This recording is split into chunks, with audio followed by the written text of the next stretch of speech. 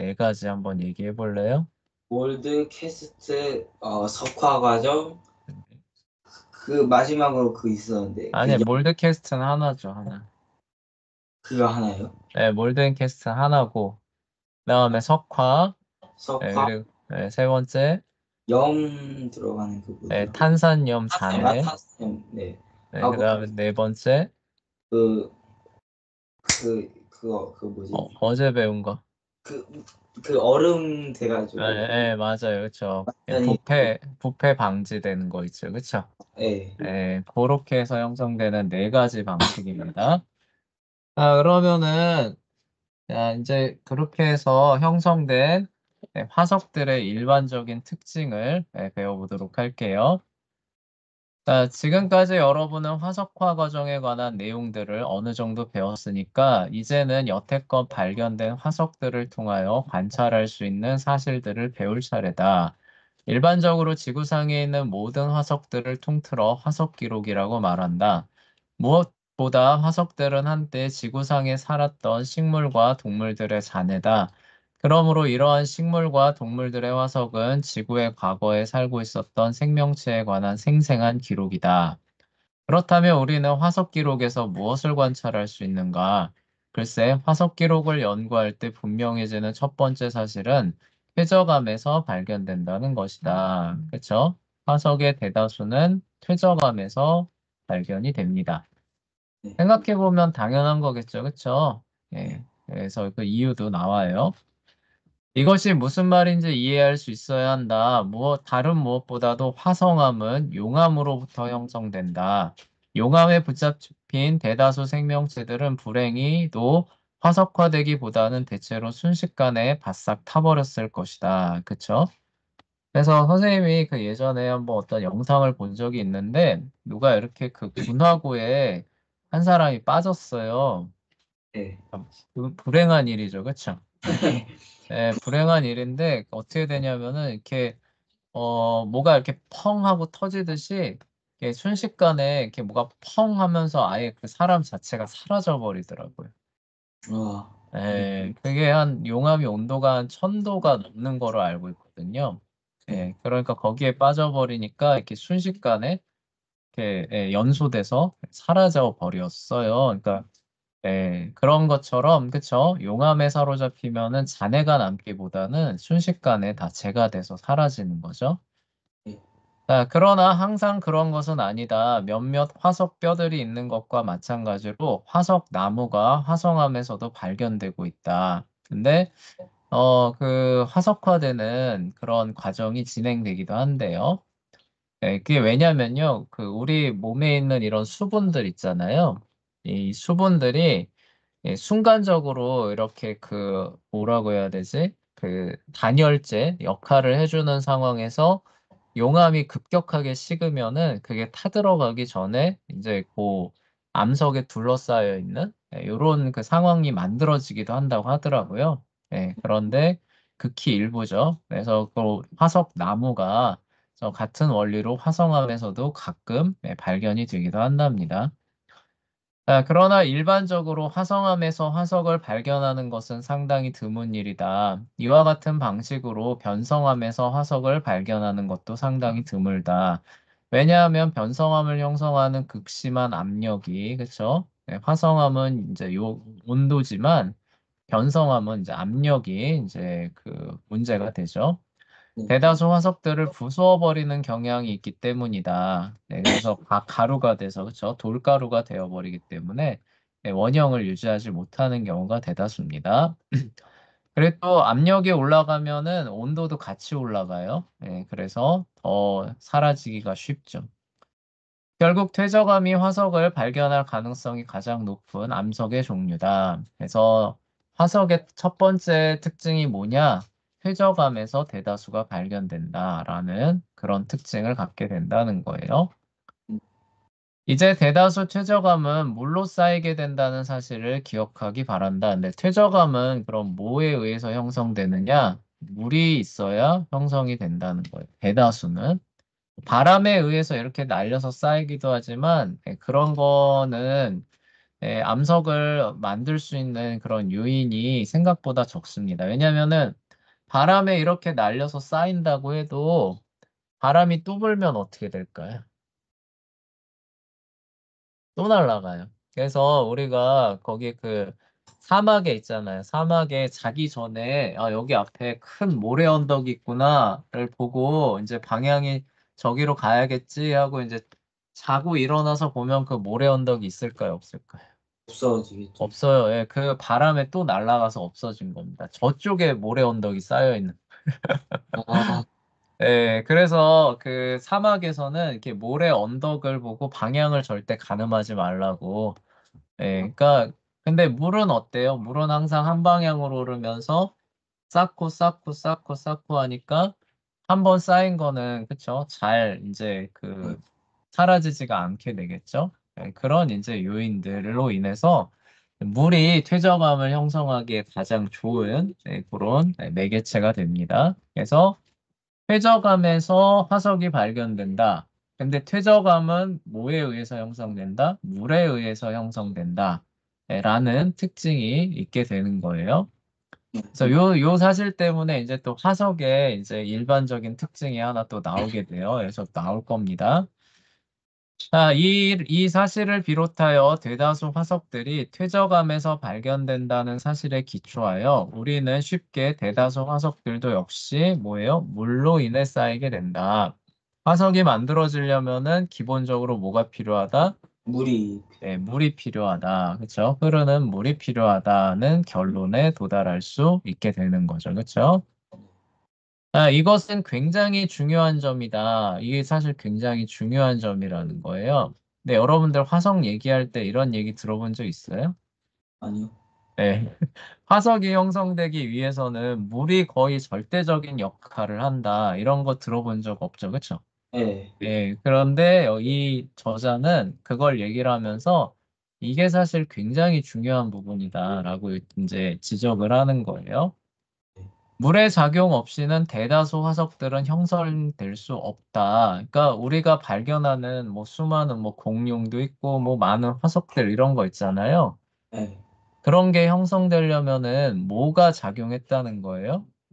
물이 작용했다는 거죠. 그렇죠? 네. 네, 이게 의미하는 바를 한번 잘 생각해 봐요. 그 엄청나게 큰 공룡들 이런 게 한두 개가 아니잖아요. 그렇죠? 그렇죠. 네, 그런 것들이 다 이렇게 퇴적물에 쌓여가지고 화석이 되려면은 그거를 덮고도 남는 엄청나게 큰 물의 작용이 있었다는 뜻이 되잖아요. 그렇죠? 네. 네. 네, 그래서 이제 그게 중요하다는 겁니다. 실제로 화석화 과정 가운데 하나 석화 작용이에요. 석화 과정이 제대로 이루어지기 위해서는 퇴적물을 실은 물이 반드시 필요하다. 그래서 물에 녹아있는 광물이 유기체와 교환이 일어나면서 저기 그 성성되는 게 석화 과정이죠. 네. 네, 그러므로 물은 화석화 과정에서 아주 중요한 부분이다. 네. 그래서 이 석화작용으로 발견된 그런 어떤 뼈들이 있다. 그러면 뭐예요? 아, 여기 굉장히 광물질이 풍부하게 포함된 물이 한때는 이렇게 그 풍부하게 흘렀었겠구나, 아니면 고여 있었겠구나, 이런 것들을 쉽게 유추할 수가 있다는 거죠. 화석 기록에 담긴 또 다른 측면은 일반적으로 어떤 고생물학자든 제대로 언급하지 않는 부분이다. 왜냐하면 다소 따분한 사실이라고 여겨지기 때문이다. 그럼에도 불구하고 그것은 화석 기록의 굉장히 중요한 특징이다. 네, 그래서 이제 이런 특징들로 인해서 이제 두 번째 중요한 특징이 나오는데, 이분은 이게 사실 되게 중요하다고 본대요. 네. 네, 지구상에 있는 모든 화석 가운데 95%는 대합 조개를 비롯하여 단단한 껍데기를 지닌 유기체들의 화석이다. 여러분이 이 과정을 공부하기 이전부터 화석에 관하여 이미 많은 책을 읽었는지 어떤지 잘 모르겠다. 예를 들어 여러분과 같은 나이였을 때 나는 공룡에 관한 책은 닥치는 대로 모두 읽었다. 재현이도 좀 그런가요? 아, 저는 그런 거 아니고. 그렇지는 않아요. 서연이는 좀 어때요? 공룡 별로 안 좋아했죠. 저 여자아이니까. 근데 어떤 그 선생님이 아는 아이가 있는데 공룡을 그렇게 좋아해요. 그래서 막 자기가 뭐 티라노사우루스라고 아, 네. 네. 막 그런 아이도 있거든요. 그래서 네. 공룡이 되게 매력적인 측면이 있죠. 또한 화석에 관한 일반적인 책들도 모두 읽었다. 그래서 이제 그 공룡이 어떻게 발견됐냐? 화석을 통해서 발견됐다. 이제 이런 걸 알고 이제 이 어린 시절이죠. 이 박사님 어린 시절에 화석과 관련된 책은 그냥 닥치는 대로 모두 읽었다고 합니다. 네. 그러나 화석에 관하여 이처럼 중요한 측면을 말하는 책은 한 번도 읽어본 적이 없다. 근데 나중에 이제 뭐예요? 박사가 돼서 이제 과학을 열심히 공부를 하고 연구를 하다 보니까 화석을 말할 때 진짜 중요한 부분이 이 부분이었다는 거죠. 네, 물을 반드시 필요로 한다. 그리고 뭐예요? 단단한 껍데기를 지닌 유기체들이 주로 형성이 되더라. 그래서 화석의 95%가 사실 뭐라는 거예요? 물이요. 조개류라는 이 사실이 엄청나게 의미하는 바가 크고 많은데 이런 부분을 언급하면서 그 의미들을 해설하는 과학책은 한 번도 못 봤었다는 거죠. 네. 예를 들어 여러분과 같은 나이였을 때 이거 했었죠. 자, 대다수 사람들은 화석 기록에 관한 이야기를 들을 때마다 공룡 화석들, 호박 속에 갇힌 곤충 화석들, 털복숭이 매머드 화석들을 생각한다. 그러나 이와 같은 화석들은 실제로 존재하는 화석 기록의 지극히 작은 일부, 그러니까 극소수에 사실 네. 불과하다는 거예요. 그러니까 화석 나오면은 대부분 뭐라는 거예요? 이 조개류라는 거예요. 사실상 여러분이 정말로 화석 기록을 분석해 본다면 그로부터 이와 같은 사실을 발견할 것이다. 우리가 다루는 모든 화석들의 95%는 대합 조개처럼 딱딱한 껍데기를 지닌 생명체이다. 그래서 얘기했죠. 95%는 뭐예요? 조개류가 사실 화석의 대부분을 절대 다수를 차지한다는 거죠. 네. 이런 화석들은 지구상의 어느 지역에서나 골고루 발견될 수 있다. 그러니까 뭐 장소를 가리지도 않는다는 거예요. 어느 지역이든지 화석이 나오면 대부분은 조개류의 화석이 나온다는 겁니다. 나머지 5%의 화석 가운데 95%는 물고기와 같은 해양동물의 화석이다라고 나오죠. 그러니까 나머지 5% 중에 또 절대 다수는 뭐라는 거예요? 물고기. 바다에 사는 그런 동물의 화석이 또 절대 다수를 차지한다는 거예요. 아, 예. 예. 그 나머지 5% 가운데 95%는 또 곤충 화석이래요. 와. 아, 그리고 그 나머지 5%가 뭐라는 거예요? 파충류, 식물, 포유류 화석이 된다는 그럼 완전히 파충류 식물 이런 거 발견하면 완전 대박이네. 대박인 거죠. 네. 그렇죠. 그러니까 굉장히 희귀한 케이스가 된다는 거예요. 그래서 화석 나왔다 하면 대부분 뭐라는 거예요? 조개류. 화석 나왔다. 네. 조금 희귀한 화석이네. 그럼 뭐예요? 물고기네요. 그렇죠? 진짜 희귀한 거 나왔다. 박수 하면 뭐라는 거예요? 곤충이 되는 거고, 네. 진짜 로또 대박이다. 이런 뭐예요? 공룡. 아, 그렇죠? 이런 거 나오면 진짜 로또 맞았다. 이렇게 얘기를 하게 된다는 거죠. 네.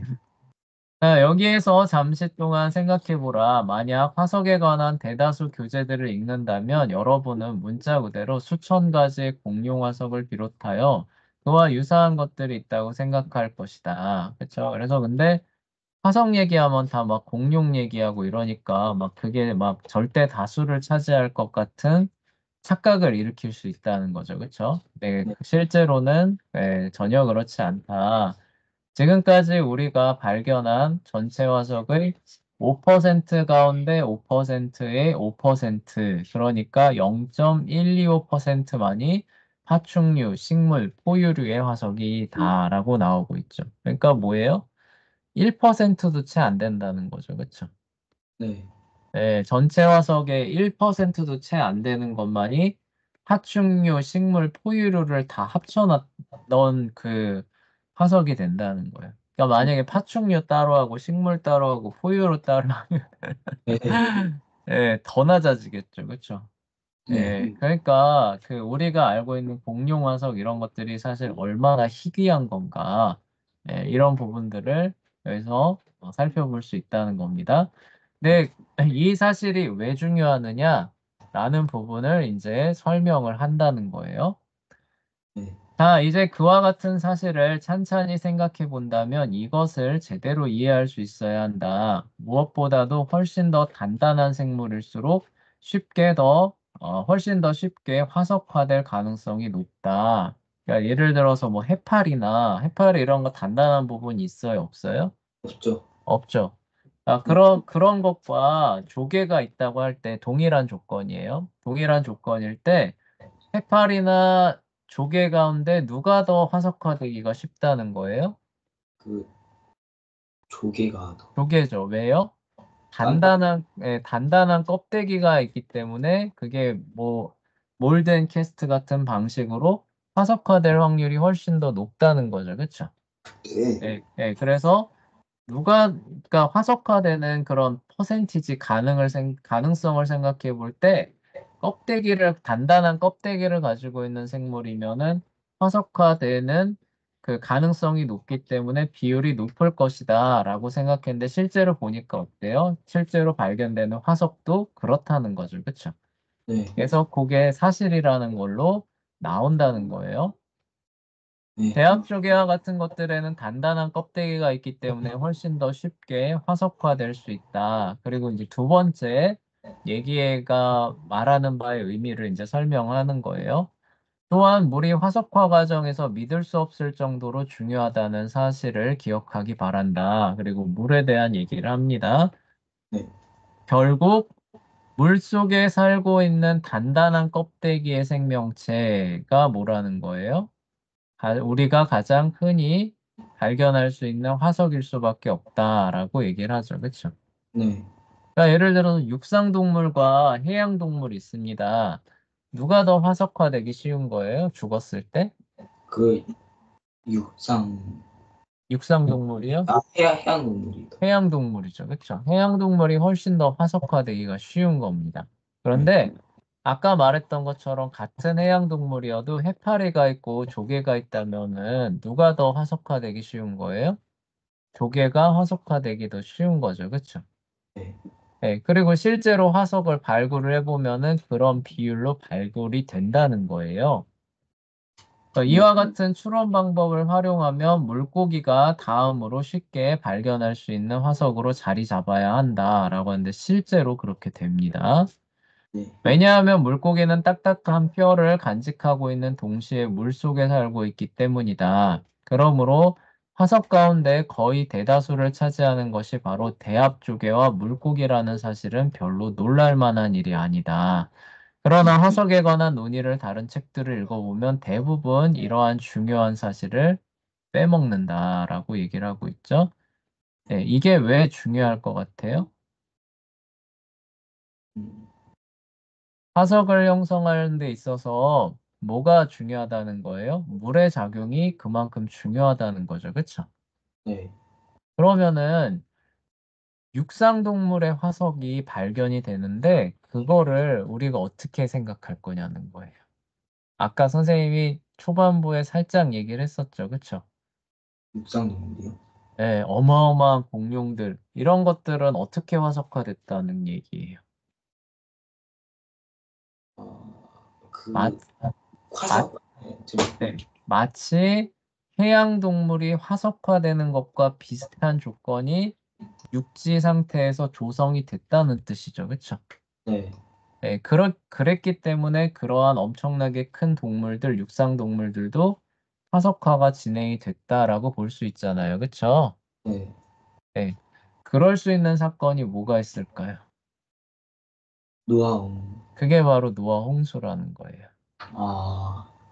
그런데 진화론에서는 노아 홍수를 인정하지 않잖아요. 그쵸? 네. 그러면은 이 봐라. 화석의 비율을 좀 봐라. 물이 있고 딱딱한 생명체들의 비율이 이렇게 높고 그 생물의 비율이 이렇게 적다면은 그럼 육상 동물의 이런 엄청나게 크고 이런 생명체들이 어떠한 과정을 거쳐서 화석화가 됐겠느냐라고 물어보면은 답하기가 쉬울까요, 어려울까요? 어려워.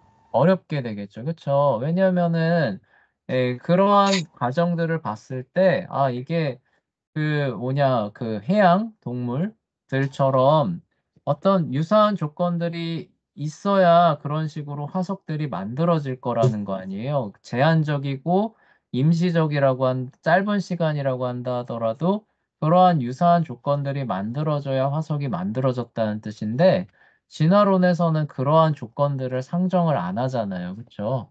네. 그런데 어떻게 이렇게 육상 동물들도 그래도 상당히 많은 수가 화석화되어 있는데 이런 거 어떻게 설명할 거냐는 거죠. 아, 지금 그 얘기를 저자가 하는 거예요. 그래서 화석이 형성되는 데 있어서는 딱딱한 어떤 부분들, 그리고 또 하나 뭐라는 거예요?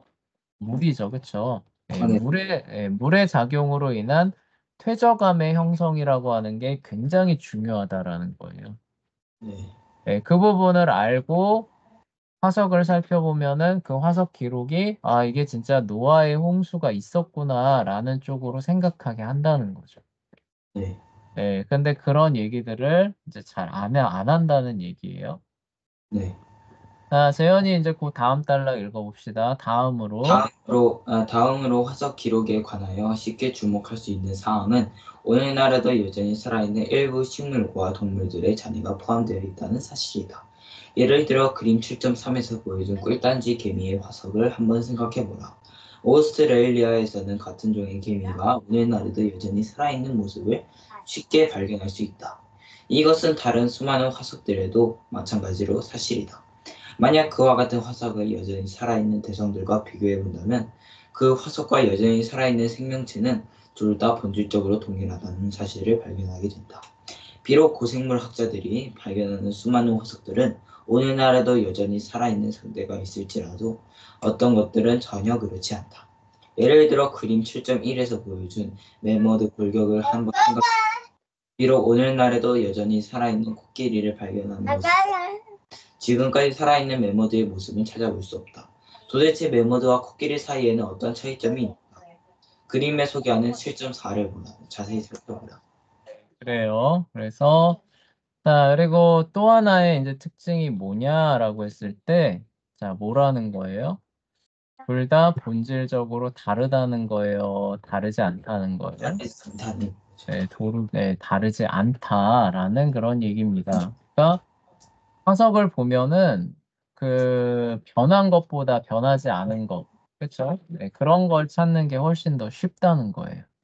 네. 그래서 여전히 살아있는 생명체와 매칭을 해서 변화를 비교를 할 수 있는 대상이 훨씬 더 많고, 그리고 그렇게 해서 비교를 해보면은 오히려 변하지 않았다는 사실을 더 발견하기 쉽다는 겁니다. 네. 근데 이제 뭐 매머드와 코끼리 이제 얘기를 하면서 좀 이렇게 변화해 있는 이제 모습도 나오긴 한다는 거죠. 그쵸? 네. 나오기는 하는데 그래도 이렇게 봐도 둘 다 코끼리라는 사실은 네. 변함이 없죠. 그쵸? 네. 근데 뭐 약간의 특징들 이렇게 상품. 엄니나 뼈 이렇게 털이 이렇게 덮여 있다거나 뭐 이런 뭐라고 해야지? 어떤 형질적인 특징이 조금씩은 나타나죠. 그쵸? 네. 그러니까 예를 들어서 뭐 누가 이렇게 손이 좀 더 크고 사람도 그렇잖아요. 그쵸? 네. 같은 사람인데 누구는 손이 좀 더 크고 우리 저기 외국 사람 한번 봐봐요. 생김새가 얼마나 다르게 생겼어요. 그쵸? 네. 얼굴도 하얗고 눈도 크고 그쵸?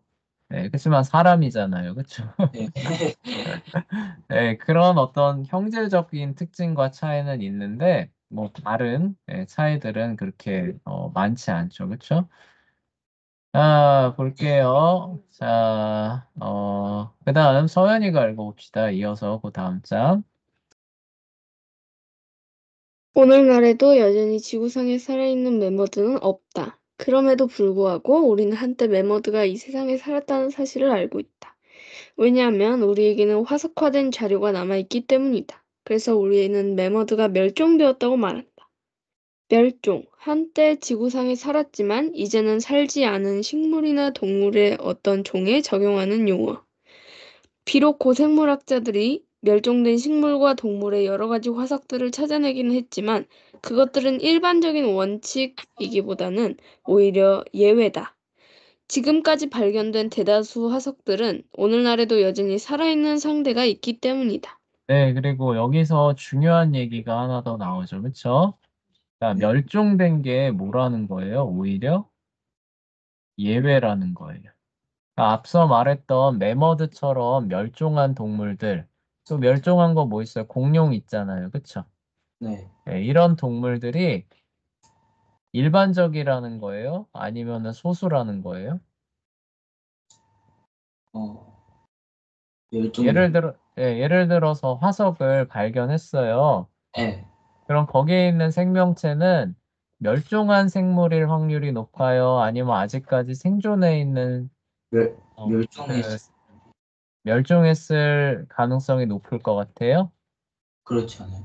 네, 그러면은 거꾸로 이해한다는 거예요.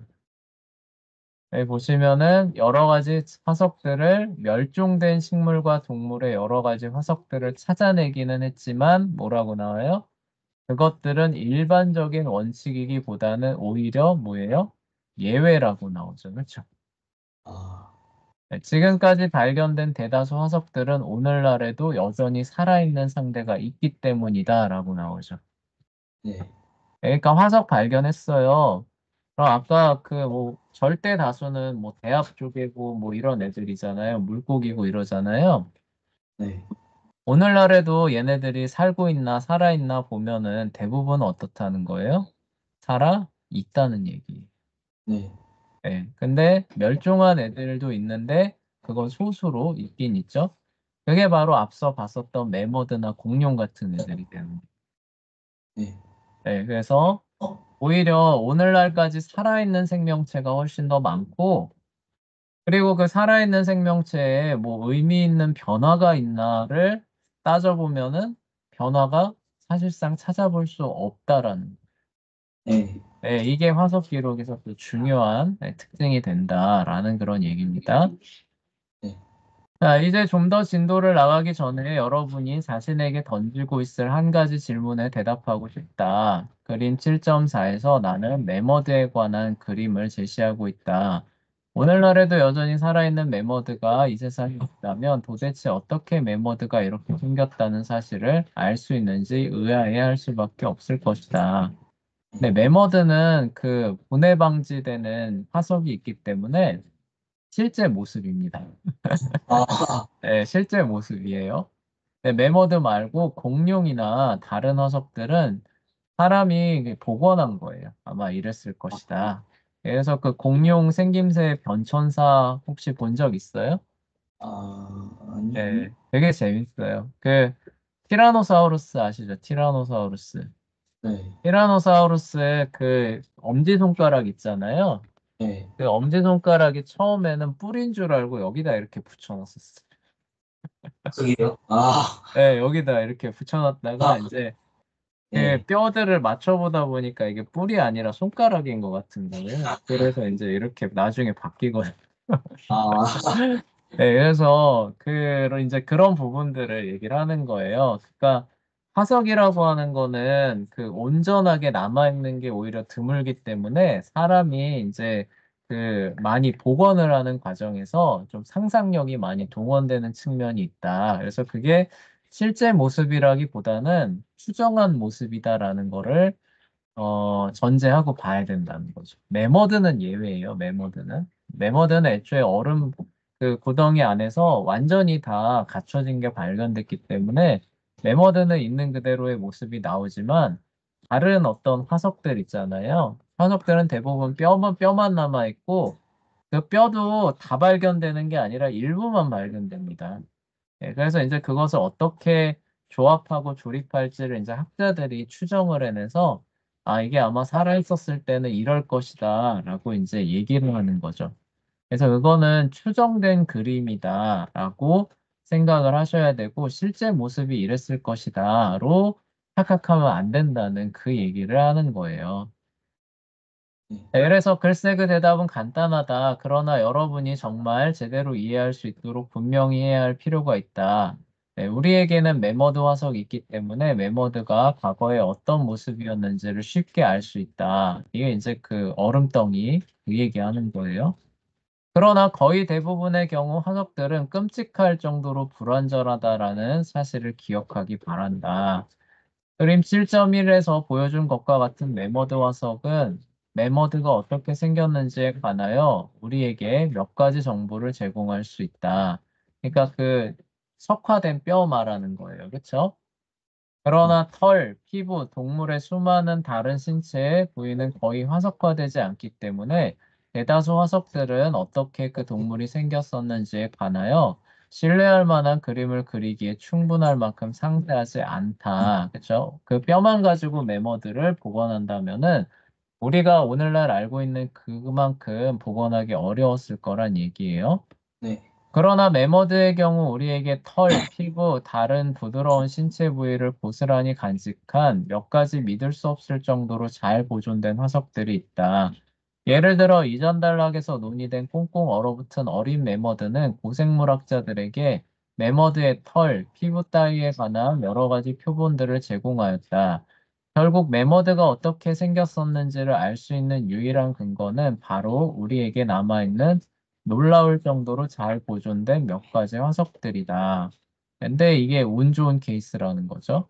네. 이것은 화석 기록에서 아주 드문 경우다. 지금까지 화석 기록에서 발견한 대다수 멸종 동물에 대해서는 그와 같은 화석들이 존재하지 않는다.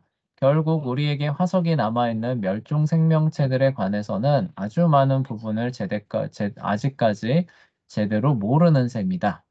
그러한 화석들은 털, 피부, 그리고 다른 부드러운 신체 부위에 관한 표본들을 통하여 우리에게 정보를 제공할 만큼 충분히 잘 보존되지는 않았다.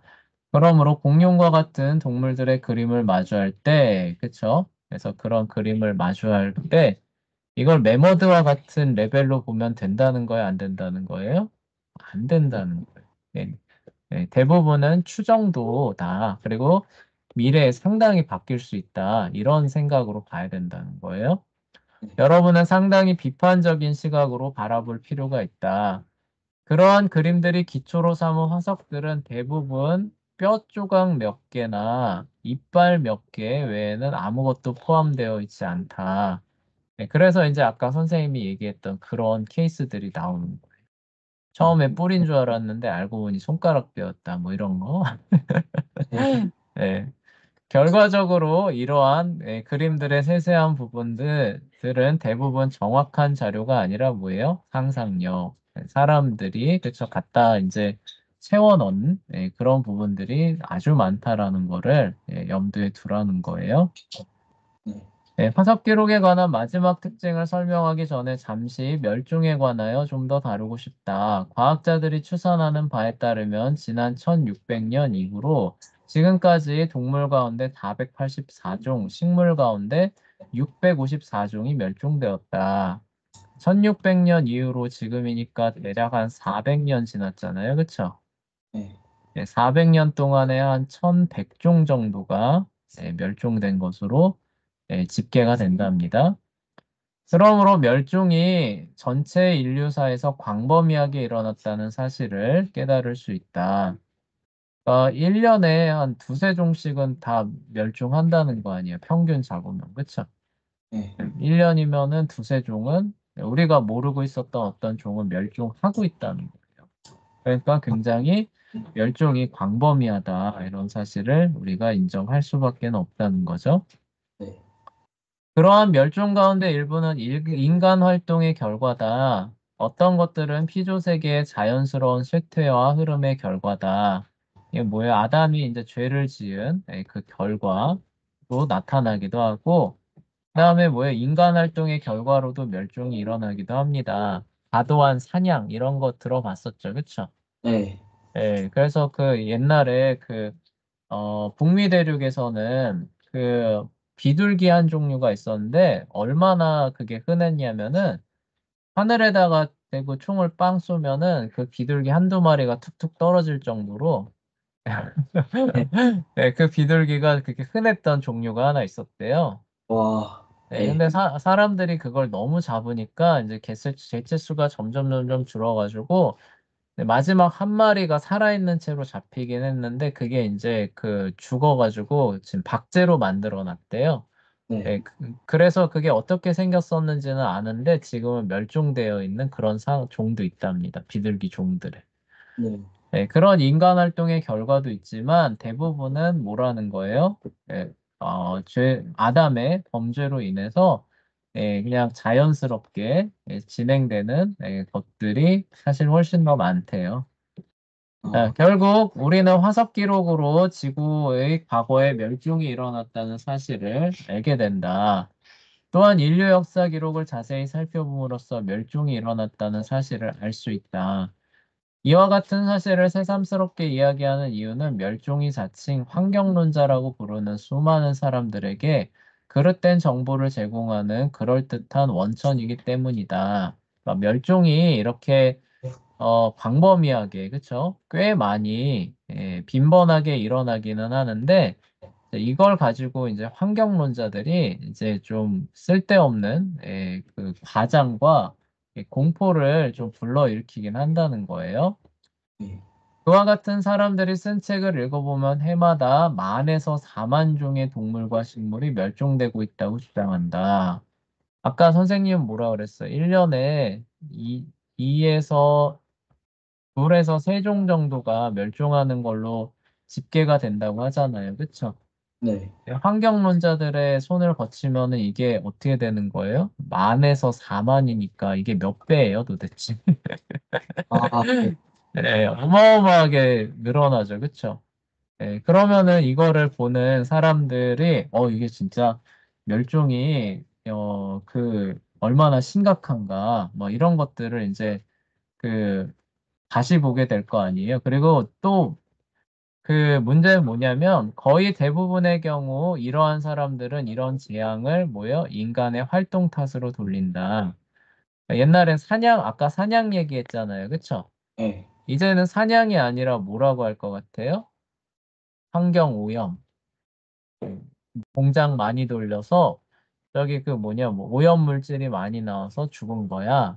뭐 아니면 그로 인해서 기후가 변해서 죽은 거야. 뭐 이런 식으로 해서 사람이 없었다면은 얘네들은 자연스럽게 멸종하지 않고 번성했을 텐데 사람이 이렇게 문명을 막 발전시키니까 얘네들이 이렇게 다 죽어나가면서 우리는 그 피해자들을 양산하고 있어. 그러니까 인간이 뭐라는 거예요? 문명 활동들을 좀 멈춰야 돼. 이제 이런 식으로들 많이 얘기한다는 거죠. 네, 인간이 개발을 하면 안 돼. 그런 개발하면 할수록 이렇게 죽어나가고 있지 않냐? 이렇게 환경을 파괴하면 생명체들이 다 이렇게 파괴돼. 이렇게 얘기를 한다는 거죠. 네. 문제는 뭐냐? 그와 같은 진술들이 노골적인 거짓말이라는 점이다. 그래서 이 뻥튀기 한 것 좀 보라는 거예요. 그리고 네, 두 종에서 세 종도 대부분은 뭐라는 거예요? 자연스러운, 인간이 굳이 개입하지 않았어도 일어날 그런 일이었다는 거죠. 자칭 환경론자라고 부르는 사람들은 이런 거짓말을 자기 멋대로 꾸며대는 경향을 보인다. 왜냐하면 이러한 사실들은 거의 검증을 받지 않았기 때문이다. 그쵸?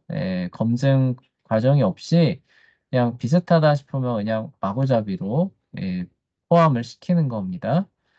실제로 인류 전체 역사를 통틀어 멸종을 연구하는 과학자들이 쓴 책을 읽어보라. 그렇다면 지난 400년 동안에 겨우 1000종이 조금 넘는 동물의 식물만이 멸종되었을 뿐이라는 사실을 알게 될 것이다. 그리고 네, 그 가운데서 상당 부분은 피조세계의 자연스러운 쇠퇴와 흐름이라는 것이라는 사실도 알게 될 것이다. 그러니까 인간이 개입을 안 했어도 그쵸? 멸종이 진행됐었을 것이 대부분이고 아까 말했던 그런 몇 가지 경우 있죠. 그쵸? 네. 인간이 멸종시킨 게 분명한 경우들은 오히려 소수라는 것들이 분명하게 드러난다라고 얘기를 하는 겁니다. 아,